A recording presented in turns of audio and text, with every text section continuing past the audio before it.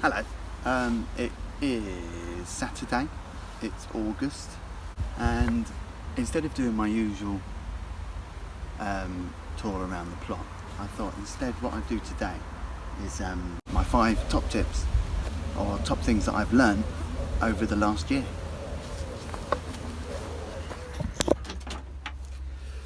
Tip number 1 would be start small. When we got our plot, and it's a relatively small plot, it's only about a half plot, maybe even smaller than that, we got in and rotivated the entire site.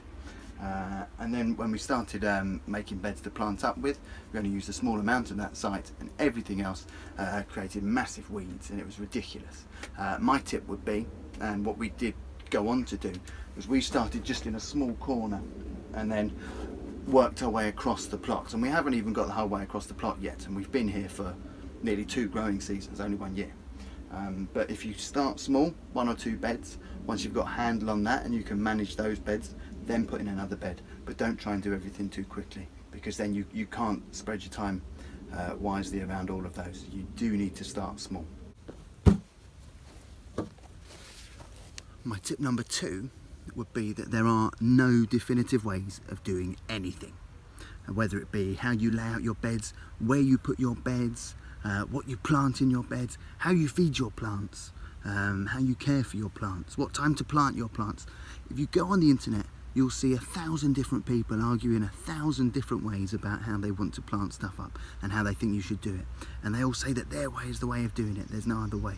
But that's not true, because every site is different, and every person that's got a plot is different, and the way that they want to manage their plot and the time constraints that they have is different. There are a lot of people that will tell you you need to spend so much time at the plot, but we just do ours on a little and often way of doing it, where we just come down whenever we can, do a half an hour here and a half an hour there, work hard for that half an hour, but it works for us. It might not work for everybody else, but there are no definite ways of doing anything on an allotment. Look in the books, look on the internet, find something that works for you. My 3rd tip would be to turn any failures that you have on the plot into a positive. Don't let them be a negative. We've had loads of failures on the plot. My spring onions this year have done nothing, but I know that that's because I was trying out a new technique, and that technique didn't work. So any failures that you have, be it with tomatoes not fruiting or anything like that, or not ripening in time, it's a chance for you to learn why that's failed. Sometimes it's just bad luck, but it's a chance for you to learn why that's failed and become better as a gardener in what you're doing. So any failures that you have, turn them into a positive and learn from those. Don't let them get you downhearted, and don't be despondent about them, because everybody has them, even the most seasoned gardeners. So don't let failure become a negative, because it is actually a positive in disguise. And my 4th tip would be to engage with the community, with the allotment community. We've recently on our site, somebody came around with a load of flyers because he started up a Facebook page for the allotment, and loads of people have signed up to it, and it's really nice because you feel like you know more of the people here. But you don't have to have Facebook or anything like that to engage with the community on your allotment. Just chat to them when you go past, because everybody wants to have a chat about what they're growing, how you're doing. A lot of people want to see if you're doing better than them, but it's nice to have that community. For instance, I've now, because we're in the summer holidays, I've offered for anyone on the plot that goes on holiday, I'm happy to go round at least a couple of times a week and splosh a load of water around their plot just to stop it drying out. And just those small things, seeing if you want to get a big load of mulch delivered for everybody on the plot to share.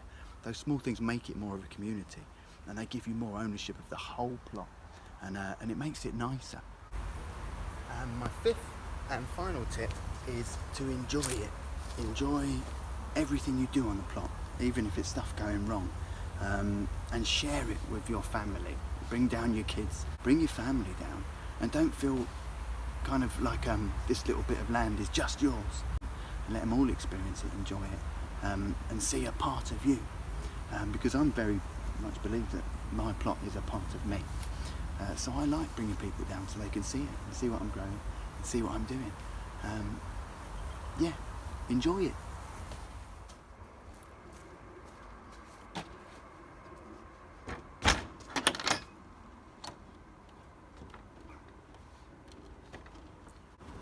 Right, so that's pretty much my top 5 things I've learned in my first year on the plot. I'm sure you've learnt loads of stuff on the time you've spent on the plot.